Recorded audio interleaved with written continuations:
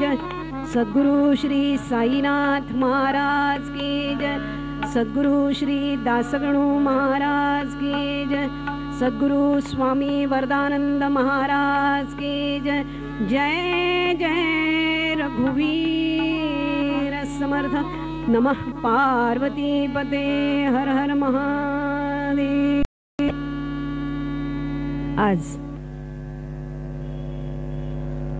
पत्रिकेमध्ये नाव नसताना सुद्धा आज योग आलेला आहे, पण 7 तारखेला योग होता येण्याचा हा आम्ही ठरवलेला होता की 7 तारखेला येऊ, आम्ही अमुक तारखेला येऊ, तमुक तारखेला येऊ।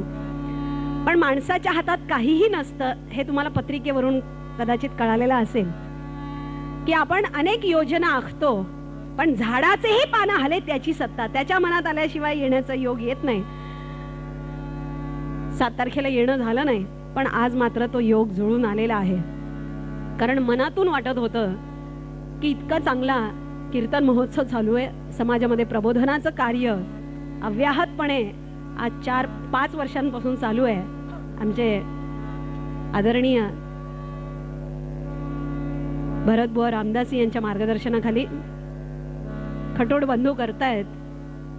खटोड बंधू म्हणत नाही मी, संपूर्ण बीड शहरच करतंय, कारण सगळ्यांची चेतना आहे ह्याच्यामध्ये। ते निमित्त मात्र आहेत, पण तुमच्या सगळ्यांचं प्रोत्साहन असल्यामुळे ते दरवर्षी उत्तरोत्तर अशीच कार्यक्रम घेत आहेत। यावेळेस तर अप्रतिम, आणि माझ्या अगोदरच जे समाजाचं प्रबोधन करणारे दोघेही दिग्गज येऊन गेले पोलीस खात्यातले। त्याच्यानंतर मला वाटलं की पूर्वरंग कशाला घ्यायचा, कारण आम्ही पूर्वरंगामध्ये जे सांगतो तोच पूर्वरंग त्यांनी केलेला आहे की भक्ती भक्ती म्हणजे तरी शेवटी काय की माणूस हा जन्माला जो येतो आहे तो कितीतरी जन्माचं त्यांनी पुण्य केले म्हणून त्याला मनुष्याचा जन्म प्राप्त झालेला आहे। पण या जन्माची सार्थकता कशामध्ये, तर ती सुख आणि समाधानामध्ये जगण्यामध्ये। माणसाला, प्रत्येक माणसाला वाटतं की आपल्याला सुख मिळावं, आपल्याला समाधान मिळावं, पण सुख आणि समाधान कशामधून मिळेल याचं मार्गदर्शन सगळ्या संतांनी आपल्याला केलेलं आहे। ते म्हणतात की सुख हे पैशामध्ये नाहीये, सुख हे मानण्यामध्ये, पण ते पण समाधान मानण्यामध्ये, भगवंताच्या भक्तीमध्ये आहे। तसे तर भगवंताला प्राप्त करून घेण्यामध्ये खरं सुख आहे असे सगळ्या संतांनी सांगितलेले, पण त्यापर्यंत पोहोचायचं कसं अनेक मार्ग संतांनी आपल्याला सांगितलेले आहेत की खरं सुख आणि खरं समाधान जर प्राप्त करून घ्यायचं असेल तर भगवंताला प्राप्त करून घेणं हे एकमेव ध्येय माणसाच्या जन्माला आल्यानंतर असायला पाहिजे। तसे अनेक मार्ग सांगितलेत संतांनी, ज्ञान मार्ग सांगितला, योग मार्ग सांगितला, कर्म मार्ग सांगितला, पण या सगळ्या मार्गांमध्ये भक्तिपंथ बहु सोपा सांगितलाय। भक्तिपंथ बहु सोपा, पुण्यागवे या पापा, दीनाणी दुबळासी सुखराशी हरिकथा, तारू भवसागरीचे उच्च नीच अधिकारी। अत्यंत सोपा असा मार्ग म्हणजे भक्ती मार्ग आहे। पण शेवटी भक्ती मार्गाने जायचं म्हटल्यानंतर काही पथ्य पाळावे लागतात। गीतेमध्ये 12व्या अध्यायामध्ये भगवंतांनी भक्ताची लक्षणं सांगितलेली आहेत की भक्त कसा असावा। त्याच्यामध्ये कुठेही वर्णन नाहीये की भक्तांनी कुठे जन्माला यावं, कुठल्या कुळामध्ये जन्माला यावं, कुठल्या जातीमध्ये जन्माला यावं, किंवा भक्त कसा दिसावा, आडवगंध लावावं का उभगंध लावावं, धोतर नेसावं का सवळं घालावं, सवळ्या पाटावरती बसावं का आसनावरती बसावं, याचा कसाही उल्लेख भगवंतांनी केलेला नाहीये। उल्लेख जो केलेला आहे, आपण बाह्यांगाला महत्व देतो, लोकांनी 4 लोकांनी आपल्याला भक्त म्हणावं म्हणून दिसण्याच्या पाठीमागे जातो, पण भगवंतांनी जे वर्णन केलेलं आहे 12व्या अध्यायात जवळपास 36 लक्षणं भक्तांची सांगितलेली आहेत, त्या ठिकाणी कुठेही उल्लेख नाहीये की भक्त कसा दिसावा। जे वर्णन केलेलं आहे ते भक्त कसा असावा, असावा म्हणजे त्याचं अंतःकरण कसं असावं, त्याची वागणूक कशी असावी, त्याचं ध्येय काय असावं, या सगळ्याचं वर्णन भगवंतांनी केलेलं आहे। 36 लक्षणं सांगितलेली, त्यापैकी अद्वेष्टा सर्वभूतानां, मैत्रः करुण एव च, निर्ममो निरहंकार, समदुःख सुख क्षमे। कोणाविषयी द्वेष नको, कोणाविषयी मत्सर नको, कोणाविषयी अपपर भावना नको, अशा या सगळ्या सद्गुणांचा जो मार्ग अवलंबतो, आपला स्वभाव तसा बनवतो, तोच खरा भक्त आहे। आणि सगळ्यात महत्त्वाचं म्हणजे या भक्ती मार्गाने जायचं म्हटल्यानंतर भक्ती मंदिर उभं करत असताना त्याला 4 खांबांची अत्यंत आवश्यकता असते। तसंच भक्ती मार्गाने जाण्यासाठी म्हणून हे 4 पहिये खूप महत्त्वाचे आहेत। सगळ्यात महत्वाचा सांगितलाय, जर माणसाला भक्त व्हायचं असेल, भगवंताला प्राप्त करून घ्यायचं असेल, तर त्याच्या ठिकाणी सगळ्यात महत्वाचा म्हणजे प्रामाणिकपणा हवाय. ज्याच्याकडे प्रामाणिकपणा नाहीये तो कधीच भगवंताचा भक्त होऊ शकत नाही. दुसरं जे सांगितलंय की तो अहंकार रहित असला पाहिजे, म्हणजे तो नम्रतेने वागला पाहिजे. तिसरं जे सांगितलेलं आहे की त्याच्यामध्ये समाधानी वृत्ती पाहिजे. त्याच्याकडे समाधानच नसेल तर तो कधीच भगवंताचा भक्त होऊ शकणार नाही. ठेविले अनंते तैशीची राहावे जे सांगितलेलं आहे की ज्याच्या अंतःकरणामध्ये समाधानच वृत्ती नाहीये, त्याला जग जरी मिळालं, कुठलं राज्य जरी मिळालं, तरी जो असंतुष्ट असतो तो कधीच भगवंताला प्राप्त करून घेऊ शकणार नाही. म्हणून त्याच्याकडे संतुष्ट वृत्ती पाहिजे. आणि चौथं जे सांगितलंय की त्याचा भगवंताच्या ठाई विश्वास पाहिजे.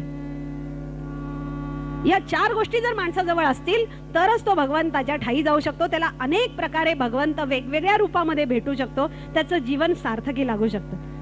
आता सगळ्यात महत्वाचा पहिला जो भाग सांगितलाय, पहिला स्तंभ जो सांगितलाय किंवा पहिला पाय जो सांगितलेला आहे किंवा पहिला गुण जे सांगितलेलं आहे भक्ताच्या ठिकाणी असावं लागतं, ते म्हणजे प्रामाणिकपणा. आता प्रामाणिकपणा कुठल्या ठाई? प्रामाणिकपणा प्रत्येक कर्म करत असताना त्याच्या ठिकाणी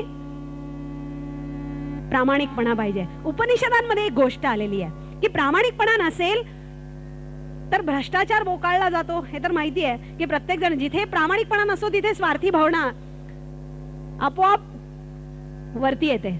उपनिषदांमध्ये एक गोष्ट आली आहे, त्याच्यामध्ये असं सांगितलेलं आहे की समाजाच्या उन्नतीसाठी म्हणून अनेक घटकांची आवश्यकता असते.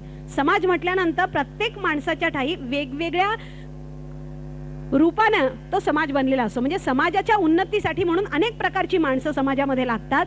त्याच्यामध्ये डॉक्टरही लागतात, त्याच्यामध्ये आता आलेले पोलीस अधिकारी देखील लागतात, त्याच्यामध्ये इंजिनियर्स लागतात, त्याच्यामध्ये शिक्षक लागतात, त्याच्यामध्ये प्राध्यापक लागतात, त्याच्यामध्ये कीर्तनकार लागतात, प्रवचनकार लागतात, कलाकार लागतात. अशा प्रकारची सगळ्या प्रकारची माणसं लागतात. प्रत्येकाचं कार्य वेगळे, प्रत्येकाचं कर्तृत्व वेगळं आहे. पण प्रत्येकाचं कार्य करत असताना, प्रत्येक जण आपलं कर्तृत्व बजावत असताना त्याच्यामध्ये जर तो प्रामाणिकपणा नसेल, कर्तव्य करण्याची भावना जर नसेल आणि केवळ स्वार्थासाठी म्हणून तो कार्य करत असेल, तर तो समाज उन्नतीच्या मार्गावरती जाणार नाही, तो रसातळाला गेल्याशिवाय राहणार नाही. म्हणून प्रामाणिकपणा अत्यंत महत्वाचा आहे. याला उदाहरण म्हणून उपनिषदांमध्येच एक गोष्ट आली आहे की एकदा झालं काय म्हणे की आपलं हे जे शरीर आहे, या शरीरामध्ये 10 इंद्रिय आहेत. प्रत्येक इंद्रियाचं कार्य वेगवेगळं आहे आणि सगळ्यांची धारणा व्यवस्थित पद्धतीने झाली तरच हे शरीर उत्तम पद्धतीने, आता सांगितलं योग साधनेमध्ये की प्रत्येक अवयव हे चांगल्या पद्धतीने जर कार्यक्षम असले तर ते शरीर चांगलं टिकतं. एकदा झालं काय म्हणे, ही जी 10 इंद्रिय आहेत, कान, नाक, डोळे, हात, पाय, या सगळ्यांना वाटू लागलं की शरीराची धारणा ही माझ्यामुळे होते, मी असल्यामुळे तसं होतं. हा अहंकार बळावला गेला आणि प्रत्येक जण आपापसात एकमेकाशी भांडणं सुरुवात केली. डोळ्यांना वाटू लागलं की हे शरीर माझ्यामुळे चालतं. सगळ्यात महत्वाचं जर कुठलं इंद्रिय असेल या शरीरामध्ये तर मी आहे. अरे डोळे असल्यामुळे सगळी गोष्टी आहेत. आजकाल टीव्हीचे एवढे, कम्प्युटर्सचे एवढे चांगले चांगले कार्यक्रम होतात, प्रवचन होतात, कीर्तन होतात, एवढा मोठा पेंडॉल बांधलेला आहे. डोळे असल्यामुळे ही सगळी शोभा आहे. तेव्हा सगळ्यात महत्वाचं म्हणजे शरीराची धारणा ही डोळ्यांमुळे होते. म्हणून ते म्हणायला लागले की सगळ्यात महत्वाची आम्ही आहे. कान म्हणले गप्प,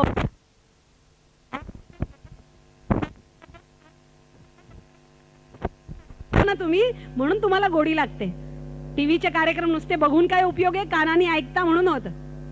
कान महत्वाचे, कान नसतील तर काय होईल. नाक म्हणलं गप्प बसा. अहो सगळ्यात महत्वाचं नाक आहे. माणसाचं नाक असेल तर सगळ्या गोष्टी आहेत, सगळ्या होतात ते नाकामुळे होत. तेव्हा आम्ही महत्वाचे. तोंड म्हणले तुम्ही सगळेजण गप्प बसा. माणूस हा खवय्या आहे. अहो माणूस जगतो सुद्धा खाण्यासाठी म्हणूनच. जीने के लिए खाओ नाही, खाने के लिए जियो, असे लोक आहेत. खाण्यासाठी जगतात. त्यामुळे जर तोंडच नसेल तर काय उपयोग आहे. हात म्हणले तुम्ही गप्प बसावं. नुसतं तोंड असून काय उपयोग आहे. तोंडापर्यंत हात गेला पाहिजे की नाही. स्वयंपाक केलाच नाही तर जेवणार कुठून. त्यामुळे हात महत्वाचे.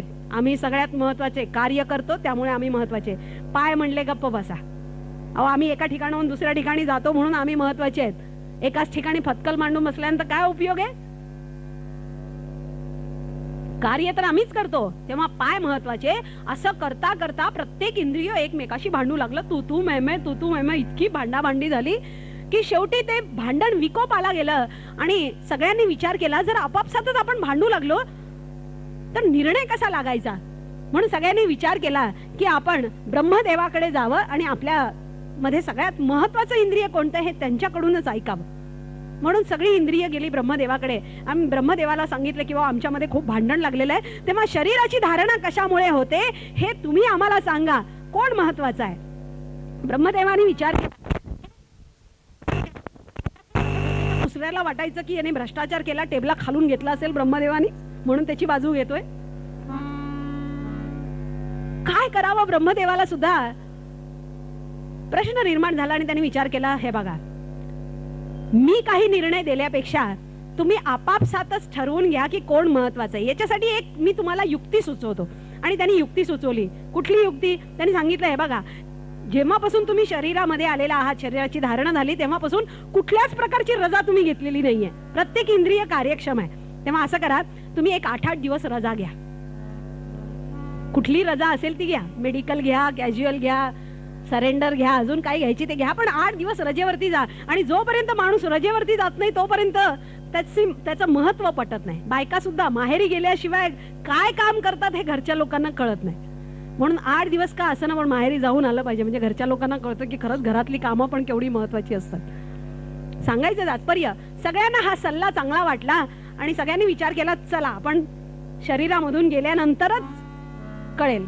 डोळे म्हणले सगळ्यात पहिल्यांदा मी जाणार, म्हणजे तुम्हाला कळेल की शरीर कशाने चालतंय ते. पहिल्यांदा डोळे गेले म्हणजे रजेवरती गेले 8 दिवस. पण शरीराचं काहीही बिघडलं नाही. टीव्ही संच बंद पडले, उलट नामस्मरण जास्त व्हायला लागलं. बायका समाजामध्ये चांगल्या वावरू लागल्या. कोणाच्याही वखवकलेल्या नजरांनी त्या खाली मान घालायची पाळी आली नाही. अतिशय व्यवस्थित चाललं, सगळा समाज सुधारला. उलट आपल्याच्यानी काहीही शरीरामध्ये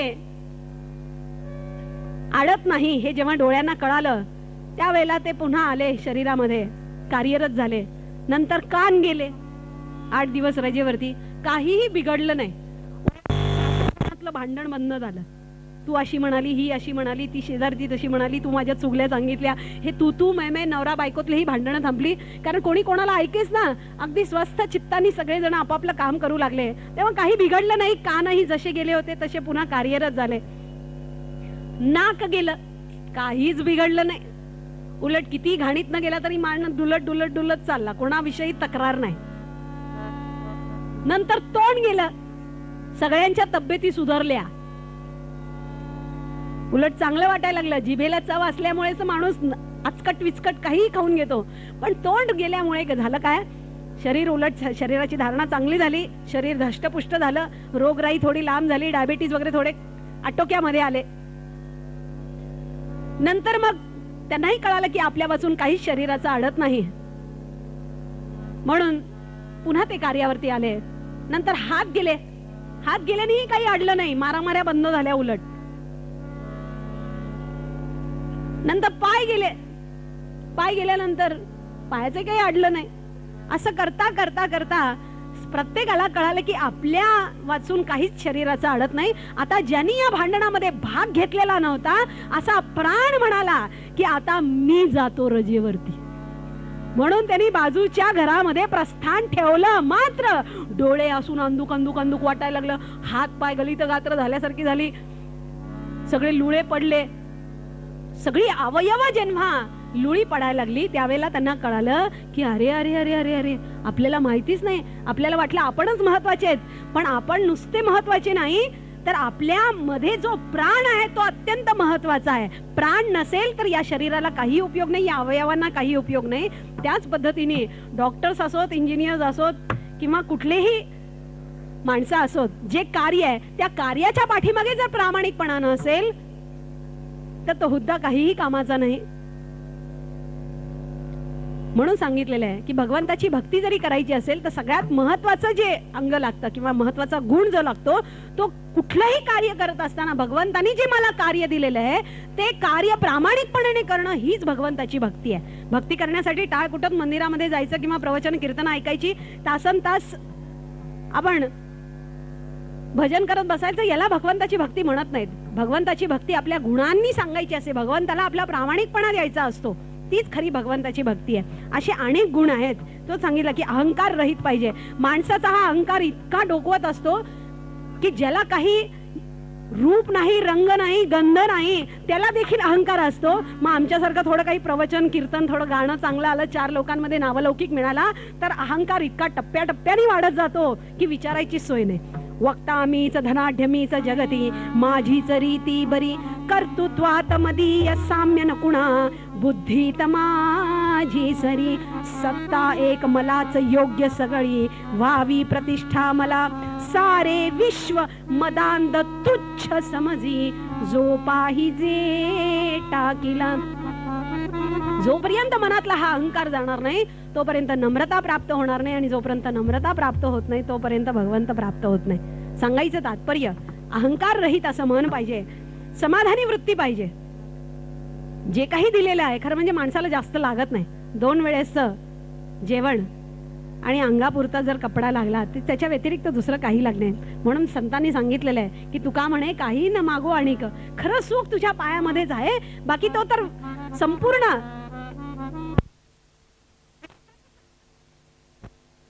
पण त्याच्याजवळ काहीही मागितलं नाही. कारण संतांना माहिती होतं त्यांच्याजवळ समाधानी वृत्ती होती. भगवंताजवळ त्यांनी काहीही मागितलं नाही. ही वृत्ती महत्वाची आहे, तोच खरा भक्त आहे. आणि चौथं जे सांगितलंय की भगवंतावरती विश्वास पाहिजे. पण अंतःकरणामध्ये जर विश्वास नसेल भगवंताविषयी तर तो भगवंताचा भक्त होऊ शकत नाही. तर ही सगळी गुण ज्या भक्तांमध्ये होती त्या भक्तांसाठी भगवंत वेडा झाला, त्यांची चाकरी केली त्यांनी. पूर्वरंगामध्ये जे मी पद घेतलेलं आहे की बद्ध प्रभू झाला, भक्तीने बद्ध प्रभू झाला. या संतांमध्ये ही 4ही गुण होती म्हणून भगवंत त्यांचा दास झाला, त्यांचा भक्त झाला. नाथाच्या घरी 12 वर्ष पाणी वाहिलं भगवंतानी. जनाबाईची दळणं दळली, चोखोबरायच्या बायकोचं बाळणपण केलं, सावता माळ्याचं शेत राखलं. कारण ही सगळी आपापल्या उद्योगांमध्ये आपापल्या गोष्टींमध्ये प्रामाणिक होते, समाधानी होते, अहंकार रहित होते आणि भगवंतावरती निष्ठा होती त्यांची, प्रेम होतं त्यांचं. तर अशाच पद्धतीने एक सर्वसामान्य घरातली सून, एक स्त्री जिच्यासाठी भगवंताला तिचा संसार थाटावा लागला तिचा वेश घेऊन. कोण होती ही स्त्री, कोण होती ही स्त्री संत, आपण तिच्याच आख्यानामधून बघूया. रहम नजर करना तेरे साई, रहम नजर करना बच्चों का पालन करना, बच्चों का पालन करना.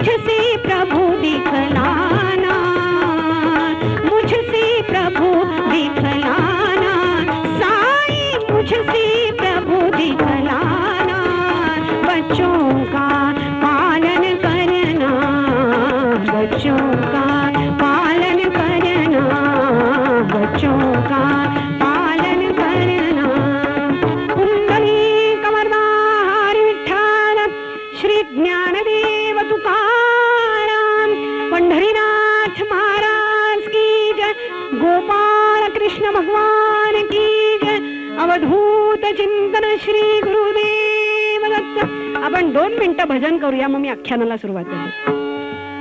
रघुपती राघव राजा राम, पतित पावन सीताराम.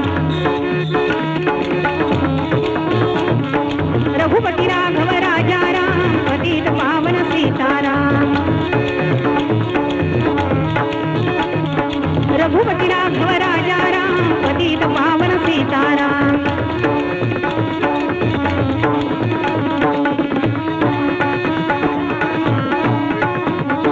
पतित पावन सीताराम. रघुपती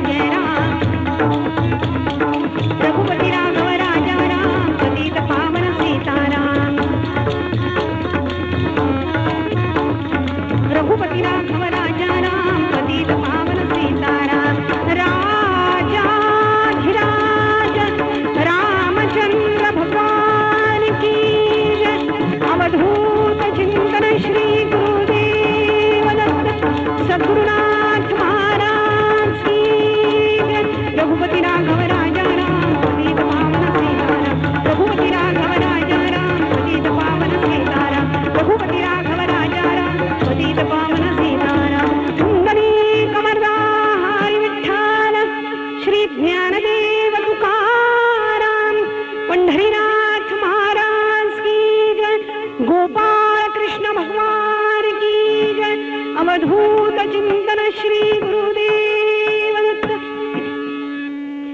द्विजवंशी संत सखू, द्विजवंशी संत सखू, झाली कराडात कृष्णेच्या काठी. भक्ती साठी तिच्या स्त्री झाला पांडुरंग जगजेठी. महाराष्ट्र ही संतांची भूमी आहे. गोदावरीच्या काठावरती तर अनेक संत मंडळी झाली, पण कृष्णेच्या काठावरती देखील एका ब्राह्मण कुळामध्ये संत सखू नावाची थोर संत होऊन गेली. तिच्या बाबाची गोष्ट अशी सांगतात की तिचे वडील जे आहेत ते पांडुरंगाचे एकनिष्ठ भक्त होते, पांडुरंगाचे वारकरी होते. त्यामुळे प्रत्येक एकादशीला ते पंढरपूरला जायचे. सखू अगदी 4 वर्षाची असतापासूनच आपल्या वडिलांच्या सोबत पंढरीच्या वारीला जायची. सगळ्या वारकऱ्यांच्या घोळक्यामध्ये मृदंग घेतलाय, टाळ घेतलाय, चिपळ्या घेतल्यात, पालखी घेतलीये, पताका घेतलेल्या आहेत आणि चिमुकल्या हातामध्ये हिच्या टाळ वाजतायत. मोठ्या आनंदामध्ये पंढरी रायाच्या दर्शनाला ती लहानपणापासून जायची. कलेकलेने ती वाढू लागली. तिच्यावरती अत्यंत चांगले संस्कार झालेले होते. पांडुरंगाची ती एकनिष्ठ भक्त झालेली होती. त्यामुळे संसारामध्ये तिची आसक्ती नव्हती. भगवंताच्या कृपेनं दिसायला अत्यंत सुंदर होती. अप्सरेलाही लाजवेल असं तिचं लावण्य होतं. अतिशय गोरीत पान, नाजूक लाल चुटूक ओठ, कमळासारखे डोळे, चाफेकळीसारखं नाक, लांब लचक असे केस, अतिशय सुंदर दिसायला. आणि त्याच्यामुळे कराडातल्या जोशी कुटुंबियांकडून तिला मागणी आली आणि मोठ्या थाटामाटात तिचं लग्न झालं. पण लग्न झाल्याबरोबर जेव्हा ती सासरी नांदायला आली तेव्हा सासरचं मात्र घरामधलं जे वातावरण होतं ते अत्यंत विरुद्ध होतं. सासरचे लोक भगवंताची भक्ती कशाला म्हणतात, अगदी विषयासक्त होते. हे सगळे ऐश्वर्याचे उपभोगी होते. ऐश्वर्यामध्येच सगळं काही आहे. त्यामुळे भगवंताची भक्ती वगैरे त्याच्यापासून कोसो लांब होते. सखूला सासरी आल्यानंतर मात्र सासुरवास भोगावा लागला. आता सासुरवास म्हणजे काय? सखूनी सकाळीच उठावं पहाटे, सडा संमार्जन, रांगोळी सगळी कामं करावीत. घरामधली धुणी भांडी तिच्याच नावची असायची. घरामधल्या सगळ्यांचा स्वयंपाक तिनंच करावा. एवढंच नाही, सगळ्यात महत्वाचं काम म्हणजे नदीच्या काठावरती जाऊन पाणी आणावं लागायचं घागरी भरून भरून. दिवस अर्धा दिवस तर नुसतं पाणी भरण्यातच जायचा. पण ही सगळी कामं करत असताना हातामध्ये काम आणि मुखामध्ये भगवंताचं नाम. कोणाविषयी तक्रार नाही, कोणाविषयी कुरबुर नाही, हे तूच केलं पाहिजे का, हे मीच केलं पाहिजे का, अशी प्रकारची नाही. जे भगवंतानी आपल्याला काम दिलेलं आहे ते काम प्रामाणिकपणे दिवस रात्र करत राहणं, एवढा एकच तिचा उद्योग असायचा. त्यामुळे कोणाविषयी तक्रार नसायची. कशी होती दिसायला महाराजांचे वर्णन करतात. सखू सती, सखू सती महागुणवती, सखू सती महागुणवती, स्वरूपे रती भरली तारुण्य, भरली तारुण्य, लाजवी लाज हंसाने, गोमटी गोमटी हरी समकटी, वक्रशा भ्रुकुटी, शुकासमनाक शुकासमनाक,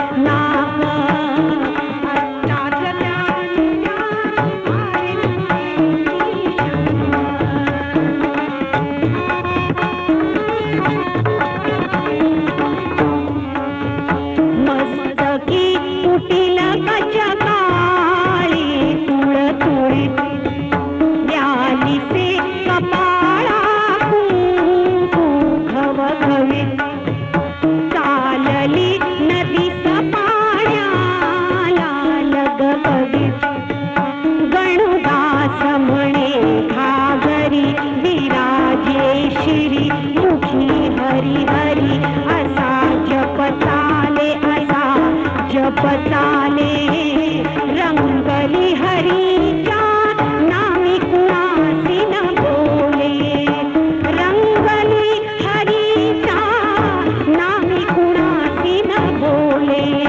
सखू सती महागुणवती, सखू सती महागुणवती, स्वरूपे रती भरली तारुण्य, भरली तारुण्य, पाहून गतीस माना विलाज हंसाने,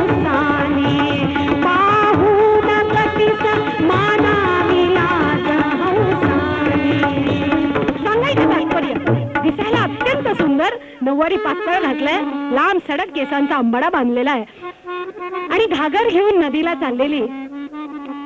अशी एकदा ती पाणी आणण्यासाठी गेलेली असताना नदीच्या काठावरती तिने सगळी वारकरी मंडळी बघितली. आषाढी एकादशी जवळ आलेली होती, त्यामुळे गावामधली सगळी मातब्बर मंडळी, सगळी संत मंडळी, वारकरी मंडळी, कोणाच्या हातात टाळ होते, कोणाच्या हातात मृदंग होते, कोणाच्या हातात पताका होत्या, कोणाच्या हातात पालखी होती आणि मोठ्या आनंदामध्ये ही सगळी मंडळी मुखामध्ये भगवंताचं नाव घेत नाचत होते, फेर धरत होते, पांडुरंगाच्या गुणलीलांचं वर्णन करत होते, चरित्र गायन करत होते. आणि काही जण म्हणत होते, सुखा लागी करीसी तळमळ, सुखा लागी करीसी तळमळ, सुखा लागी करीसी तळमळ, तरी तू जाई पंढरीस एक वेळ, तरी तू जाई पंढरीस एक वेळ, तरी तू जाई पंढरीस, तरी तू जाई पंढरीस एक वेळ, तरी तू अवघाची सुख रूप होशी, तरी तू अवघाची सुख रूप होशी. जन्मोजन्मीचे जन्मोजन्मीचे दुःख विसराशी, जन्मोजन्मीचे दुःख विसराशी. सुखा लागी करीसी तळमळ, सुखा लागी करीसी तळमळ, सुखा लागी करीसी तळमळ. काही जण म्हणत होती, झाला कैवारी पंताचा माय बापा नाथाचा, माय बापा नाथाचा, माय बापा नाथाचा. ऐसा देव नाही कोणी पाहू जाता या त्रिभुवनी, पाहू जाता या त्रिभुवनी, पाहू जाता या त्रिभुवनी. जय जय विठ्ठल जय रे विठ्ठल, जय जय विठ्ठल जय रे, जय जय विठ्ठल जय रे विठ्ठल, जय जय विठ्ठल जय रे, जय जय विठ्ठल जय रे विठ्ठल, जय जय विठ्ठल जय रे. विठ्ठल विठ्ठल विठ्ठल विठ्ठल विठ्ठल विठ्ठल विठ्ठल विठ्ठल विठ्ठल विठ्ठल विठ्ठल विठ्ठल विठ्ठल विठ्ठल विठ्ठल विठ्ठल विठ्ठल.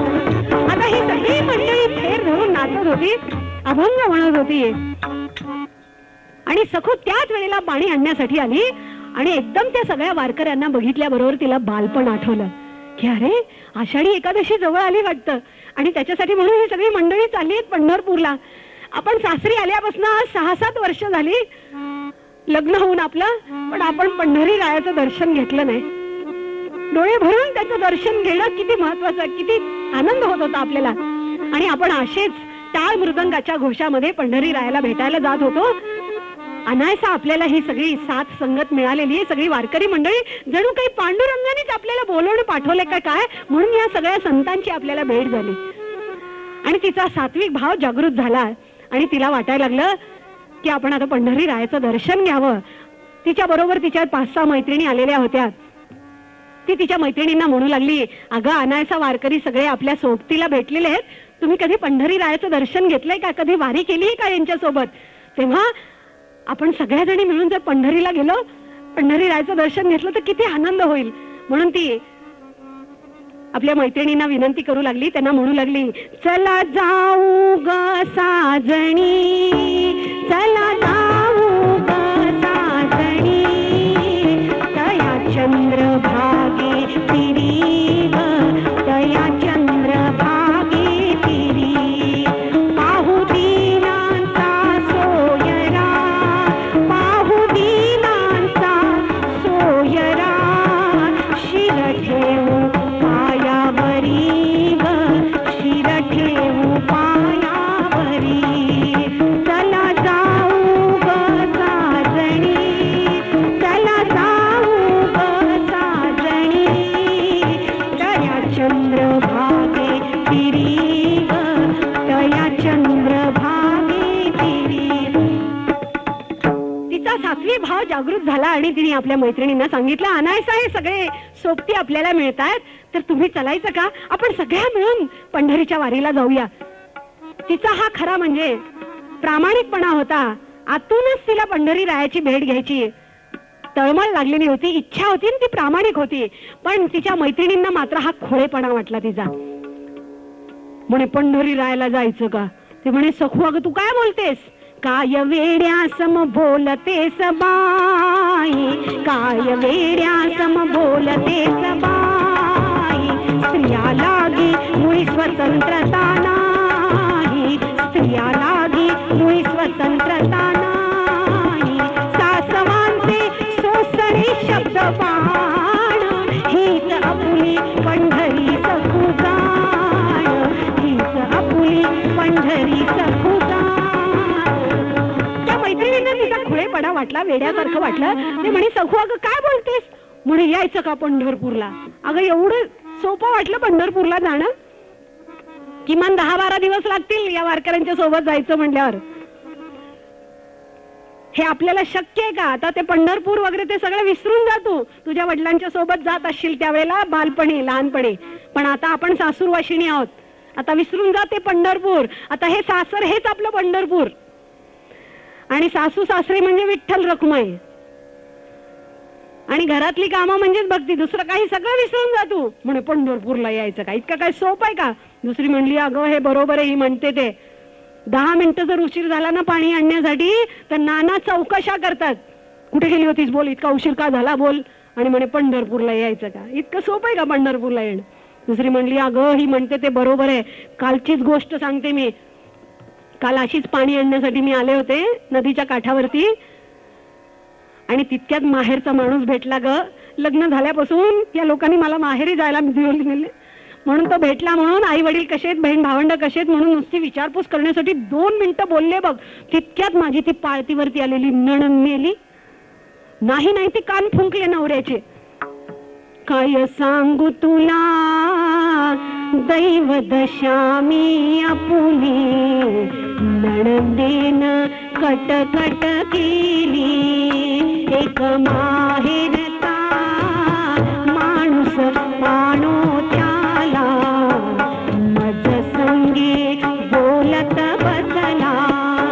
इतकेच बघून नणंदेन नवऱ्याचे भरले कान, परपुरुषी करी भाषण. हे ऐकुनिया स्वारी धावत आली, मज जोडीत घरला नेली. काय सांगू तुला दैव दशामी आपुली, नणंदेन कटकट केली. अगं तुला काय सांगू, नवऱ्याने झोडत काल मला घरी घेऊन गेला. काय तर म्हणे मी गप्पा मारत बसलेली. आता असा नवरा असताना कसं बरं पंढरपूरला येणं होईल? 10 मिनिटं उशीर झाला तर ही गत झाली. म्हणे यायचं का पंढरपूरला? शक्य आहे का? दुसरी म्हणाली अगं तुझा तर नुसरा नवरा खाष्ट आहे, पण माझ्याकडे अख्खं घर माझ्या मुळावरती आहे. मामाजी बहुत रागीट धीर बहु कपटी, मामाजी बहुत रागीट धीर बहु कपटी. जाऊ ती परम लाघवी मनाची कोटी, जाऊ ती परम लाघवी मनाची कोटी. नवऱ्याचे अंगी मुळीना पक्केपण, सासुती पाहता केवळ कैदाशिण. जावेची लेकर हत्ती रात्र मुलीन, काही ती तयाचा नरक खिळ सगे पोटी. नको नको असा हा जन्म पुरे जगजेठी, मामाजी बहुत रागीट वीर बहु कपटी. जाऊ ती परम लाघवी मनाची खोटी.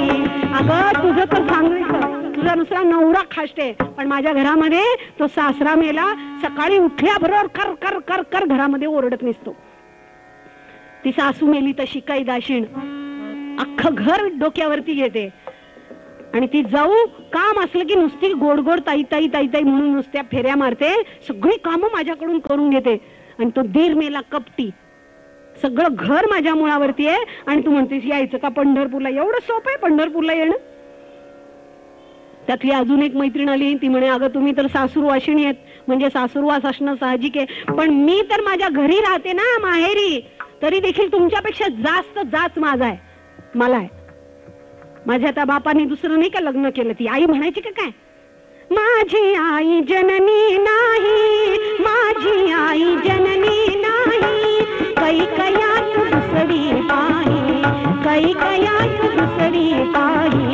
अंध झाली भगवत नाही, अंध झाली भगवत नाही, सौख्य आमचे माझी आई जननी नाही, माझी आई जननी नाही. अशा प्रकारे सगळ्या मैत्रिणी आपापल्या कर्म कहाण्या सांगू लागल्या आणि पुन्हा पालुपद. अगं असं असताना पंढरपूरला येणं जमेल का? सखूनी सगळ्यांचं ऐकलं आणि ती म्हणाली, अगं हे सगळं संसार जो आहे ना हा असाच आहे दुःखमय, तुम्हाला खरं सुख उपभोगायचंय ना, म्हणून तर तुम्हाला म्हणाले चला माझ्यासोबत पंढरपूरला. संसार हा काळ्या कोळशासारखा आहे, किती उघाडला ना तरी तो काळाच राहणार आहे. खरं सुख पंढरी रायाच्या पंढरपूरला आहे आणि खरं सुख मागायचं ते पंढरी रायाला मागायचं आणि आत्मिक दुःख सांगायचं ते पंढरी रायाला सांगायचं. म्हणून म्हणते सुख देवासी मागावे, सुख देवासी मागावे, सुख देवासी मागावे, दुःख देवाला सांगावे, दुःख देवाला सांगावे, सुख देवासी मागावे, सुख देवासी मागावे, सुख देवासी, सुख देवासी, सुख देवासी मागावे. खरं सुख आणि खरं समाधान पंढरीरायाच्या भेटीमध्ये. तुम्ही कधी बघितले का? रूपे सुंदर सावळा तोची मदनाचा पुतळा. खरंच तुम्ही एकदा त्याचं दर्शन घ्या, तुम्हाला इतका आनंद होईल, हे दुःख काहीच नाही त्याच्या पुढे. अशी हे सगळे पंढरीरायाची महती सांगत होती. पण मैत्रिणींचं काही येणं जमत नव्हतं. त्या कुरबुर करत होत्या, आपापसात बोलत होत्या. सखूला ताबडतोब लक्षात आलं. ती म्हणाली, तुम्ही माझ्यासोबत येणार आहात का? येणार असताल तर ठीक आहे, नाही तर मी तर चालले. म्हणून तिने घागर ठेवली आणि वारकऱ्यांच्या सोबत मत्स्य कच्छ नर हरी विठोबा उभवई पंढरपुरी, मत्स्य कच्छ नर हरी विठोबा उभवई पंढरपुरी, वारीस चला जाऊ भेटी त्याच्या कर्पई सार्थक तरी, मत्स्य कच्छ नर हरी विठोबा उभवई पंढरपुरी. जय जय राम कृष्ण हरी, जय जय राम कृष्ण हरी, जय जय राम कृष्ण हरी, जय जय राम. देहभान विसरून ती पंढरीरायाच्या दर्शनासाठी म्हणून वारकऱ्यांच्या घोळक्यामध्ये घुसली आणि चालायला लागली. मैत्रिणींना वाटलं ही उगीच आपल्याशी बोलत होती, इथं खरीच निघाली. आता सगळ्या जणी घाबरून गेल्या. त्या म्हणे, अगं सखूला काहीतरी सांगायला पाहिजे, ती तर या वारकऱ्यांच्या